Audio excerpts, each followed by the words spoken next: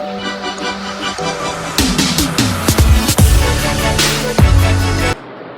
Students, कैसे हैं आप सब लोग। मैं चंद्र प्रकाश और क्रेस्ट फोरम के ऑनलाइन वीडियो में आप लोगों का स्वागत करता हूं। वेलकम। कैसे हैं आप लोग? फैंटास्टिक। होपफुली आप सब लोग मज़े में होंगे, फैंटास्टिक होंगे। आज मैं जो टॉपिक कराने जा रहा हूं बहुत ही दमदार है। आयनाइजेशन ऑफ एटम, परमाणु का आयनीकरण। परमाणु का आयनीकरण। अब आप एक चीज़ समझिए, ये जो परमाणु का आयनीकरण है, आयनाइजेशन ऑफ एटम है, ये समझना इसीलिए बहुत ज़रूरी है क्योंकि इलेक्ट्रिकल के दो सबसे इम्पॉर्टेंट कंसेप्ट इसी टॉपिक पर बेस्ड होते हैं। आधार है ये जो टॉपिक है ये आधार बनता है दो कंसेप्ट का, और वो दो कंसेप्ट होते हैं कोरोना इफेक्ट। पावर सिस्टम में हम लोग पढ़ेंगे कोरोना इफेक्ट। अभी लॉकडाउन में ही ले रहा हूँ ये क्लास में वैसे। कोरोना इफेक्ट एक पावर सिस्टम में, इलेक्ट्रिकल में भी हम लोगों के होता है। इलेक्ट्रिकल स्टूडेंट्स होपफुली कुछ तो जानते ही होंगे इसके बारे में। और दूसरा, सर्किट ब्रेकर के कॉन्टैक्ट्स के बीच में उत्पन्न होने वाली आर्क, चिंगारी, मतलब arc produced between the contacts of circuit breaker. तो ये जो दो इम्पॉर्टेंट कंसेप्ट हैं ये इस आयनाइजेशन ऑफ एटम, परमाणु के आयनीकरण टॉपिक से ही जुड़े हुए हैं। और आपको एक बात बता दूं, ये जो टॉपिक है यूँ तो कहने के लिए बेसिक का टॉपिक है, शायद 10वीं में, 11वीं में या 12वीं में हम लोगों ने पढ़ा होगा, बट ये मैं अभी फिर से रिवाइज करा देता हूँ ताकि आगे का कोई पंगा होगा ही नहीं। अब देखिए, आप शुरू करते हैं परमाणु का आयनीकरण। मैंने ये परमाणु का ही क्यों बोला और ये एटम का ही आयनीकरण क्यों होता है, समझिएगा इस बात को। देखिए, मैंने आपको वैसे तो ये बात बेसिक में भी बताई है कि जितना भी पदार्थ है इस ब्रह्मांड में, मैटर पदार्थ है, मतलब लकड़ी, लोहा, पेन, ये जितने भी पदार्थ हैं जो जगह घेरते हैं, स्पेस घेरते हैं और जिनका अपना द्रव्यमान होता है, मास होता है, वो सब बनते हैं छोटे छोटे कण से, जिसको बोलते हैं मॉलिक्यूल। और मॉलिक्यूल को बोलते हैं हम लोग क्या? अणु।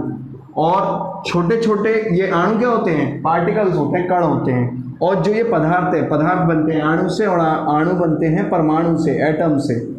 तो इसका मतलब हमारे ब्रह्मांड में जितनी भी चीज़ें जगह घेर के बैठी हुई हैं वो सब किससे बनी हुई हैं? वो सब बनी हुई हैं एटम से, छोटे छोटे कणों से, एटम से, जो कि दिखेंगे नहीं आपको। अब मैं यहाँ पर आपको आगे इस टॉपिक में ले जाने से पहले इस बात का पहले ही बता देता हूँ अंतर, कि जो मेटल्स होते हैं या जो कह लो चालक होते हैं, चालक ही मेटल्स होते हैं, मेटल ही चालक होते हैं। गंगाधर ही शक्तिमान है, शक्तिमान ही गंगाधर है। तो ऐसे ही मेटल ही कंडक्टर होते हैं, कंडक्टर ही मेटल्स होते हैं। और इनके परमाणु के आखिरी जो इनका परमाणु होगा उसके आखिरी कक्ष में हमेशा 1, 2 या 3 इलेक्ट्रॉन ही होते हैं, इससे ज़्यादा नहीं होंगे। एग्जाम्पल देता हूँ, सोडियम 11। तो मैं अभी इसे आगे इस्तेमाल करूंगा, इसके लिए मैं अभी आपको बता के चल रहा हूँ ये चीज़। 281 आखिरी कक्ष में 1 है, इसका मतलब किस कैटेगरी में आया? चालक की कैटेगरी में आया। सोडियम हो गया। फिर क्या होगा? आप एक और एग्जांपल ले लीजिए, एल्यूमिनियम 13, 283। अभी आपको मैं बता दूं, जिन लोगों को ये तोड़ना नहीं आता कॉन्फ़िगरेशन में, वो लोग जाके फिर भाई बेसिक इलेक्ट्रिकल में प्लेलिस्ट में जाइएगा, और पहले दूसरे लेक्चर में मैंने ये तोड़ना बताया कि किस तरीके से तोड़ते हैं। वैसे तो ये पता होगा, ऐसा मैं मान के चल रहा हूँ, ठीक है। और जो कुचालक होते हैं, मतलब कि मेटल्स तो ये हो गए चालक, और कुचालक हो गए नॉन मेटल्स। जैसे इनके आखिरी कक्ष में हमेशा रहेंगे 5, 6 या 7। जैसे कि क्लोरीन ले लो 17, 2, 8, 7 क्लोरीन नॉन मेटल है, एल्यूमिनियम सोडियम मेटल है, क्लियर है। कॉपर 29 ले लीजिए, 2, 8, 18, 10, 18, 28, 1 लास्ट में 1 है इसके, ठीक है। तो इस तरीके से जो हमारे मेटल होते हैं, जो हमारे कुचालक होते हैं, इन्हीं के अंदर आयनीकरण प्रक्रिया होगी। सेमीकंडक्टर में आयनीकरण प्रक्रिया नहीं होती है क्योंकि सेमीकंडक्टर फ्री इलेक्ट्रॉन रिलीज नहीं कर सकते। माथे पे गड़वा लेना इस बात को अपने कि सेमीकंडक्टर के अंदर semiconductor never shows ionisation process because it does not have a free electron to release out. उसके अंदर फ्री इलेक्ट्रॉन को पैदा करने की क्षमता नहीं होती है, किसमें? सेमीकंडक्टर में। इसीलिए ये जो आयनीकरण प्रक्रिया है, आयनाइजेशन है, ये कंडक्टर, ये मेटल और नॉन मेटल में ही it can only be done in metals और नॉन मेटल्स। आयनीकरण क्या होता है, आगे चलते हैं। तो अभी आप बात समझ गए। अब हम किसको लेंगे? चालक और कुचालक को ही लेने वाले हैं आयनीकरण में, क्योंकि आयनीकरण, आयनाइजेशन केवल इन दोनों में ही हो सकता है, सेमीकंडक्टर में नहीं हो सकता। सेमीकंडक्टर के आखिरी कक्ष में कितने होते थे? 4 इलेक्ट्रॉन होते थे, उसमें ये प्रक्रिया नहीं होती। तो आगे चलते हैं, मैं मिटा देता हूं इसको। होपफुली इतना पॉइंट क्लियर है आपको।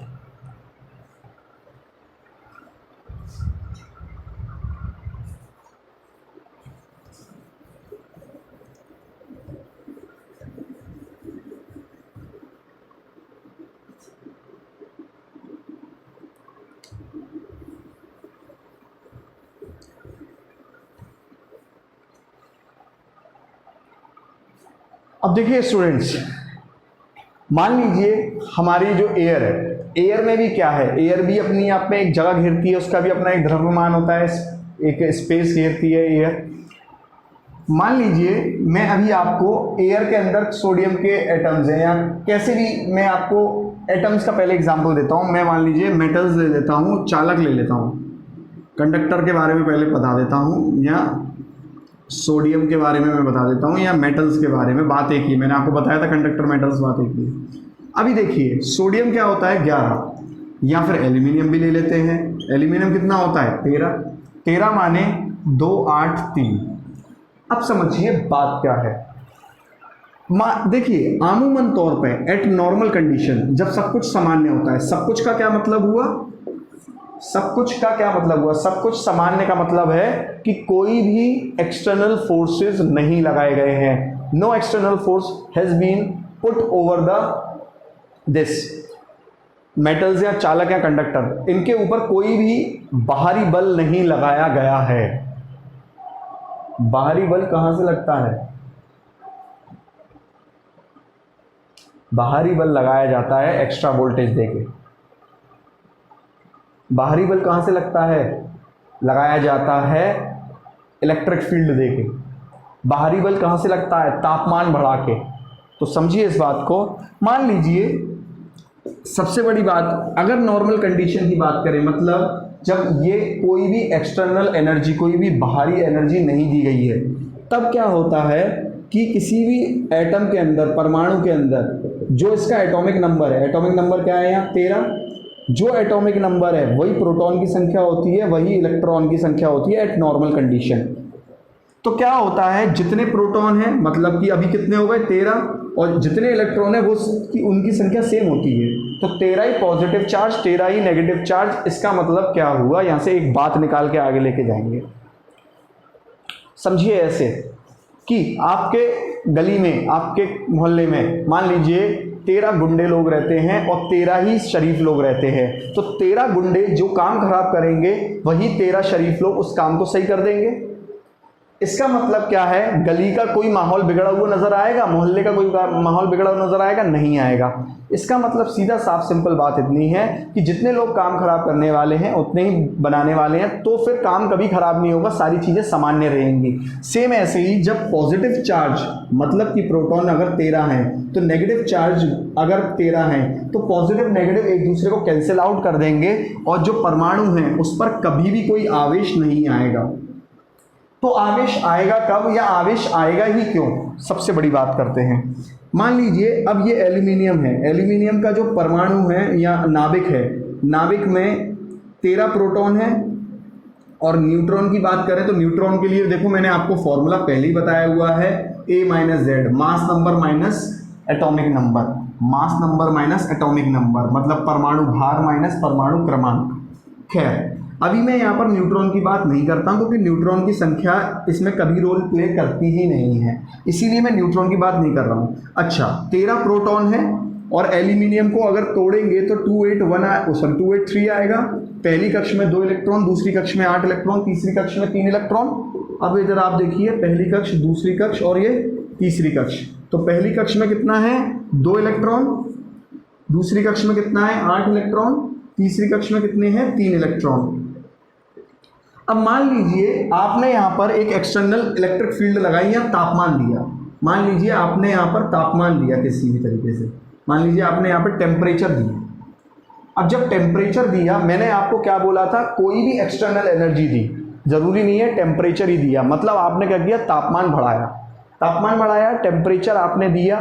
टेम्परेचर कैसे दिया जा सकता है, देखो अपनी तरफ से भी दे सकते हो टेम्परेचर, या वातावरण में हमारे देखो वातावरण में हमारे हवा है, एटमॉस्फेयर में हवा है, हवा में कई कण होंगे, ऐसे बहुत सारे कण होंगे, लाखों करोड़ों अरबों कण होंगे छोटे छोटे। और अगर हमारे वातावरण का ही टेम्परेचर बढ़ जाता है तो अपने आप में क्या हुआ, टेम्परेचर बढ़ाने जैसी कंडीशन हुई।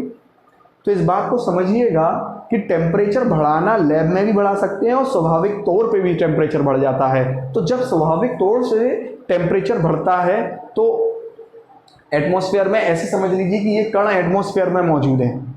अच्छा, और भी क्या चीज़ें हो सकती हैं टेम्परेचर के अलावा, हम इलेक्ट्रिक फील्ड भी बढ़ा सकते हैं। इलेक्ट्रिक फील्ड कैसे बढ़ाई जा सकती है, वोल्टेज बढ़ा के। खैर ये सब बातें बहुत डीप में जा जाके सब होती हैं। इलेक्ट्रिक फील्ड का फॉर्मूला क्या होता है, V/D। इलेक्ट्रिक फील्ड क्या होती है,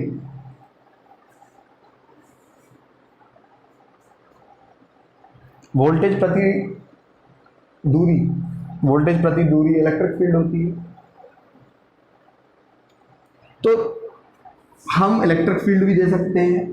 बहरहाल एक बात समझिए, एक्सटर्नल एनर्जी दे सकते हैं, मतलब बाहरी तरीके से ऊर्जा हम प्रदान कर सकते हैं।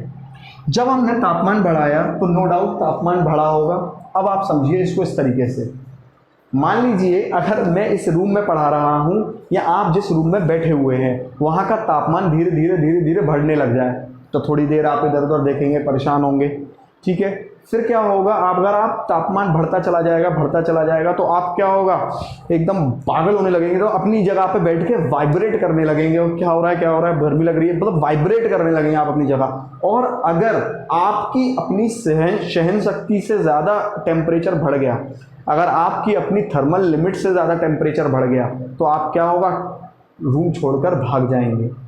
सेम ऐसा ही होता है यहाँ पे, जब तापमान ज़्यादा बढ़ने लगता है और इसकी थर्मल कैपेसिटी से ज़्यादा, इसकी जो झेलने की शक्ति है ऊष्मा को, उससे ज़्यादा यहाँ पर तापमान होगा, तो पहले तो ये अपनी जगह पे वाइब्रेट करेगा और जैसी क्या हो जाएगा, जैसी तापमान इसकी सहन शक्ति से ज़्यादा हो जाएगा, इसकी थर्मल कैपेसिटी से ज़्यादा हो जाएगा, तो इलेक्ट्रॉन यहाँ छोड़ के भाग जाएगा आखिरी कक्ष का, और ये बन जाएगा, ये सब बन जाएंगे क्या, मुक्त इलेक्ट्रॉन, फ्री इलेक्ट्रॉन। ये सब बन जाएंगे मुक्त इलेक्ट्रॉन और फ्री इलेक्ट्रॉन बन जाएंगे। तो ये जो फ्री इलेक्ट्रॉन बन जाएंगे, अब क्या हुआ यहाँ पे, अब देखिए आफ्टर की कंडीशन, ये कंडीशन थी बिफोर की और ये कंडीशन है आफ्टर की। आफ्टर की कंडीशन में क्या हुआ, आफ्टर की कंडीशन में आप खुद देखिए, प्रोटॉन तो 13 ही रह गए। मैं प्रोटॉन बोल रहा हूं माने पॉजिटिव चार्ज, इलेक्ट्रॉन बोल रहा हूं माने नेगेटिव चार्ज। प्रोटॉन कितने रह गए, 13। आफ्टर मतलब तापमान बढ़ाने के बाद, आफ्टर इंक्रीजिंग द टेम्परेचर।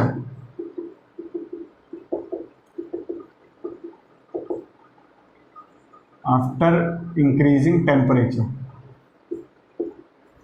तो प्रोटॉन 13 हो गए। और अगर बात करें इलेक्ट्रॉन की संख्या की, तो इलेक्ट्रॉन की संख्या कितनी हो गई, ओहो, ये बात नोटिस करने की है।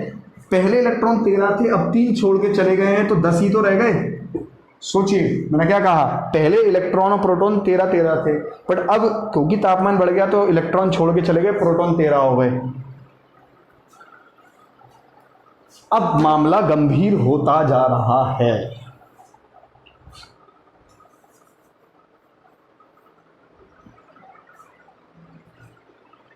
अब आएगा असली मजा तो समझने का। तो अब क्या हुआ यहां पे, समझिए इस बात को। अब देखिए 13 पॉजिटिव चार्ज है और 10 इलेक्ट्रॉन है। समझना क्या है, ऐसे समझिए 13 गुंडे हैं गली में और 10 शरीफ लोग हैं, तो 3 गुंडों का काम अलग से दिखेगा तुम्हें, या आप ऐसे समझ लिए घर में 13 लोग काम बिगाड़ने वाले हैं, 10 लोग काम बनाने वाले हैं, तो 13 काम बिगाड़ने वाले तो 10 बनाने वाले हैं, तो कहीं ना कहीं 3 लोगों का मतलब 13 - 10 3 लोगों का जो काम बिगाड़ने वाले एक्स्ट्रा हैं उनका काम दिखेगा, असर दिखेगा। इसका मतलब सीधा है यहाँ पर कि इस परमाणु पर अब कहीं ना कहीं जाके 3 आवेश दिखने लगेंगे पॉजिटिव। पॉजिटिव क्यों? क्योंकि 3 प्रोटॉन एक्स्ट्रा रह गए। यहाँ बात बहुत गंभीर है, प्रोटॉन कहीं छोड़ के लिए गए थे, ये भूलना मत, इसे भूल जाना मुमकिन नहीं।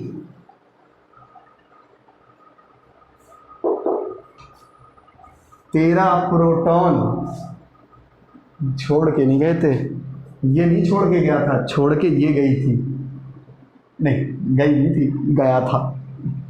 तो कुल मिला के ये छोड़ के गया है, इलेक्ट्रॉन छोड़ के चला गया, तो क्या आ गया? पॉजिटिव चार्ज परमाणु के ऊपर। पहले जो बेचारा कुछ भी नहीं शो करता था, न्यूट्रल था, नॉर्मल कंडीशन में परमाणु कैसा होता है? न्यूट्रल, कोई भी चार्ज आवेश अपने ऊपर नहीं शो कर रहा, न्यूट्रल है। पर अब कैसा शो करने लगा? कहीं ना कहीं पॉजिटिव शो करने लगा, 3 पॉजिटिव चार्ज आ गए। इसका मतलब ये क्या बन गया?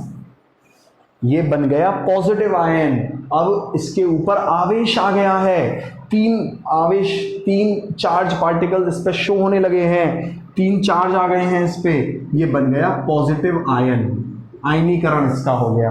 तो आयनीकरण कब होता है? जब हमेशा के लिए परमानेंट तौर पे इलेक्ट्रॉन कक्ष को छोड़ के चला जाए, वही उसी वजह से आयनीकरण होता है। अगर मैं डेफिनेशन बोलूं, the process, the phenomena due to which electron leaves out the shell or orbit, due to which charge starts develops over the atom. This process या this phenomena is known as ionization. आयनीकरण वह प्रक्रिया है किसी भी परमाणु पर होने वाली वह प्रक्रिया है जिसमें इलेक्ट्रॉन पूर्ण रूप से परमाणु को छोड़कर चला जाता है और उस परमाणु पर आवेश क्या हो जाता है? इकट्ठा हो जाता है या आवेश शो होने लगता है। इस प्रक्रिया को कहते हैं आयनीकरण। तो ये पॉजिटिव आयन हो गए। सवाल आते हैं जो पेपर में, वो सुनिए क्या है। सवाल पेपर में ये आते हैं कि पॉजिटिव आयन किस वजह से पैदा होते हैं? पॉजिटिव आयन किस वजह से पैदा होते हैं? पॉजिटिव आयन इलेक्ट्रॉन की कमी से पैदा होते हैं। So positive ion develops due to the deficiency, कमी of electron, deficiency of electron. ये बात बहुत इंपॉर्टेंट है। पॉजिटिव आयन इलेक्ट्रॉन की कमी से उत्पन्न होता है। Positive ion develops due to the efficiency of electron. अंतर क्या है?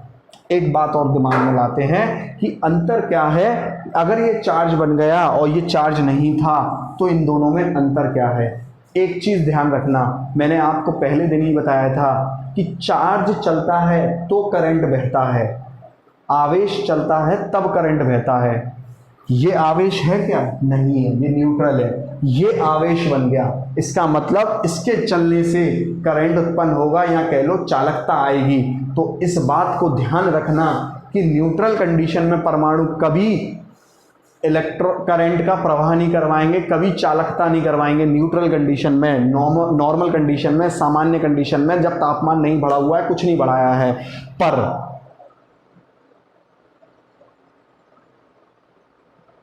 जब वह आयन बन जाएगा तब जो ये परमाणु होगा, अब ये परमाणु करंट बहाना शुरू कर देगा क्योंकि अब ये आवेशित कण बन गया। तो इट स्टार्ट्स कंडक्टिंग, अब ये चालकता शुरू कर देगा। एक और इंपॉर्टेंट पॉइंट, क्या प्रोटॉन का कोई रोल है आयनीकरण में? माथे पे गड़वा लेना इस बात को, प्रोटॉन का कोई रोल नहीं है। वो तब भी 13 प्रोटॉन थे, बाद में भी 13 प्रोटॉन रहे। ये तो इलेक्ट्रॉन था बेवफा जो छोड़ के चला गया।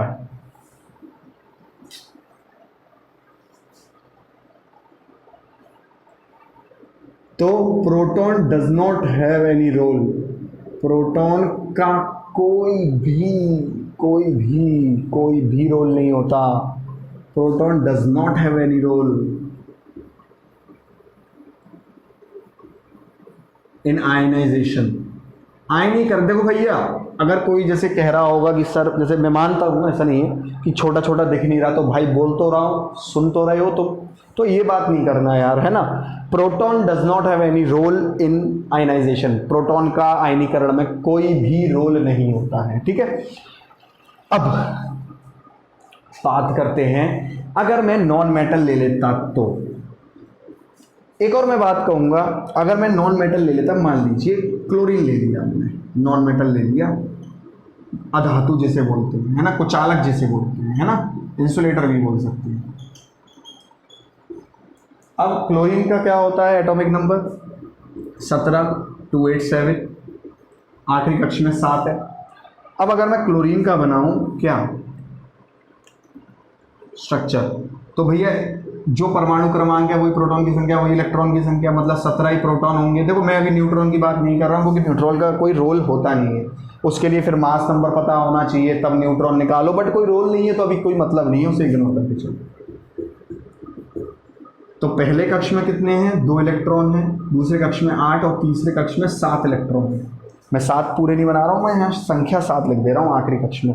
अब देखिए क्या होने वाला है, धमाका होने वाला है। कैसे, 7 इलेक्ट्रॉन है, जब यहाँ पर आप तापमान बढ़ाएंगे, एनर्जी देंगे, ऊर्जा देंगे, किसी भी प्रकार से देंगे। देखो मैं तापमान का मैं एग्जाम्पल लेके चल रहा हूँ, डजंट मीन कि आपको भी हमेशा वही सोचना है।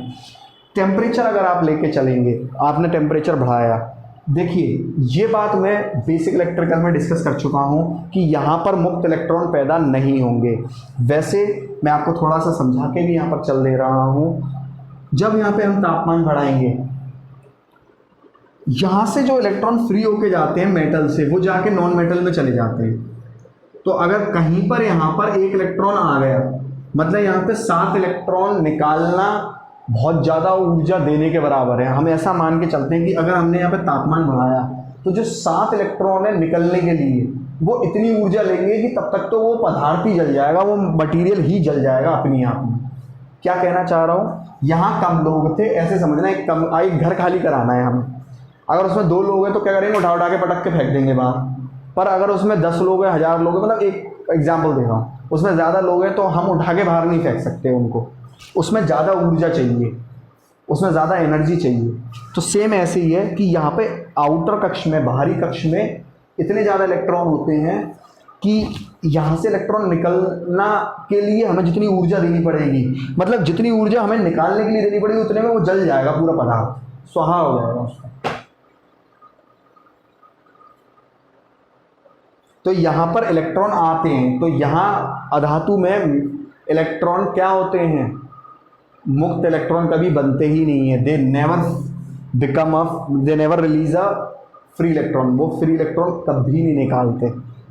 यहाँ इलेक्ट्रॉन एक एक्स्ट्रा आ जाएगा कक्ष पूरा होने के लिए, ऑर्बिट पूरा होने के लिए एक इलेक्ट्रॉन एक्स्ट्रा आ जाएगा यहाँ पे ऑर्बिट पूरी होने के लिए, ताकि ये स्टेबल हो जाए। स्टेबल हो जाए मतलब स्थिर हो जाए।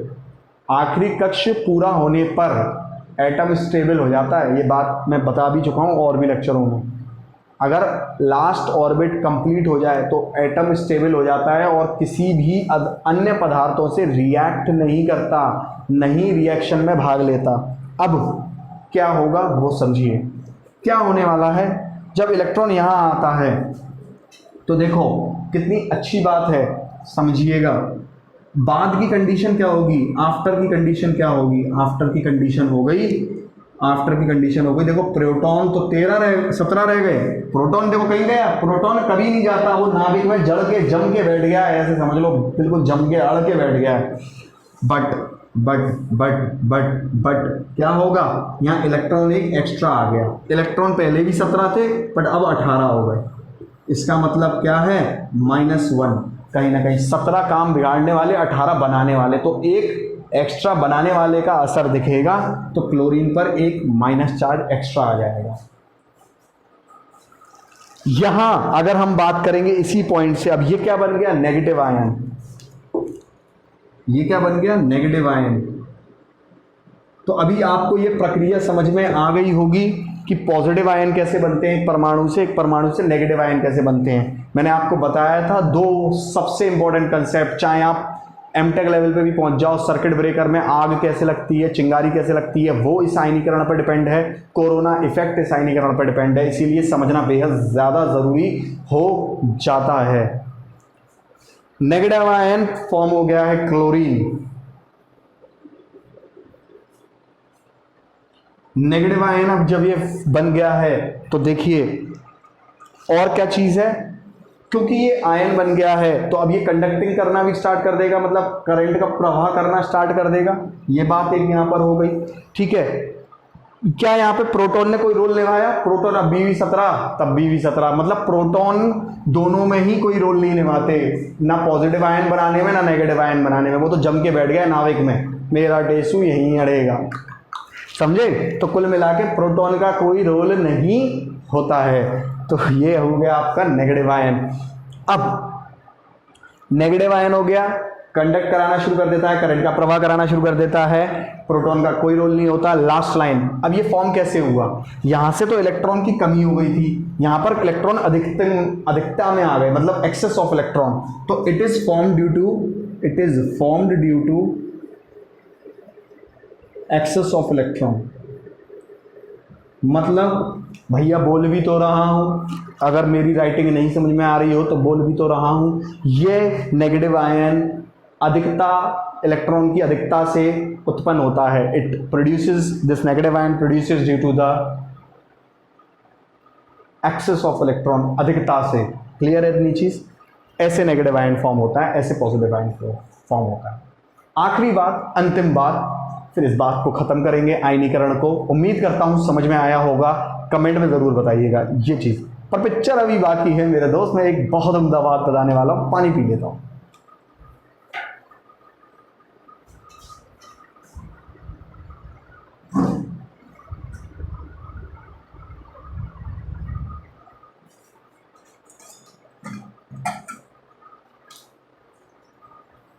देखिए लास्ट बात मैं क्या बता रहा था, लास्ट बात मैंने ये बतानी थी भाई कि एक चीज याद रखना, कभी नॉन मेटल या कुचालक का कभी पॉजिटिव चार्ज नहीं बनेगा, क्योंकि इसमें इलेक्ट्रॉन कभी छोड़ के नहीं भागेंगे। मतलब क्लोरीन कभी पॉजिटिव चार्ज नहीं ले सकता और एल्यूमिनियम कभी नेगेटिव चार्ज नहीं ले सकता, क्योंकि कभी इसमें इलेक्ट्रॉन आएंगे नहीं, क्योंकि इसमें इलेक्ट्रॉन हमेशा क्या होते हैं, कम होते हैं आखिरी कक्ष में, तो वो छोड़ के भाग जाते हैं, छोड़ के भागते हैं तो वो प्लस हो जाता है। और ये इसमें क्या होता है, इलेक्ट्रॉन आ जाते हैं, तो जब आ जाते हैं तो ये नेगेटिव हो जाता है। वैसे अब इस प्रक्रिया को थोड़ा सा याद करवाने का एक मस्त तरीका देता हूं, सुनिएगा। क्या